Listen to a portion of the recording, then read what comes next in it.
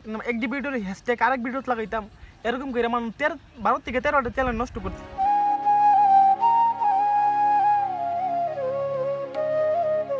আসসালামু আলাইকুম গাইস, আশা করি সবাই অনেক ভালো আছেন। এই যে স্ক্রিনশটটা দেখতেছেন, এটিতে আমার 14 নাম্বার ইউটিউব আইডি। 14 নাম্বার গেলে গা আমি যখন ইউটিউবে প্রথম হইতাম তখন ভিডিওর মধ্যে মিউজিক লাগাইতাম, ব্যাকগ্রাউন্ড লাগাইতাম, একটি ভিডিওর হ্যাশট্যাগ আরেক ভিডিওতে লাগাইতাম, এরকম করে আমার 12 থেকে 13টা চ্যানেল নষ্ট করছি। সবগুলা থেকে 100-এর উপরে করে সাবস্ক্রাইবার ছিল।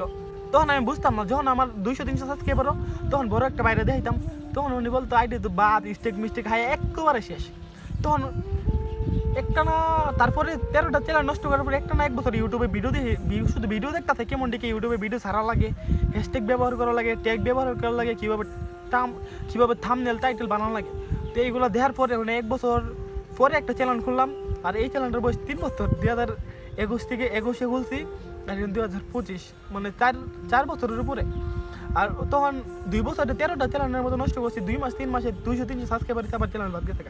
তখন মোটামুটি এটার মধ্যে সাবস্ক্রাইবার অনেকগুলো হয়ে গেছে, আর ওয়াচ টাইমটা হইতে একটু সময় লাগতেছে। তো সবাই আমার ভিডিওর মধ্যে প্রচুর ওয়াচ টাইম করে দিবেন, আর আমার যেগুলো ভিডিও আছে দয়া করে সেই ভিডিওগুলো দেখবেন, যাতে আমার ওয়াচ টাইমটা ফিল আপ করতে পারি আর এগিয়ে যেতে পারি। তো সবাই ভালো থাকবেন, সুস্থ থাকবেন।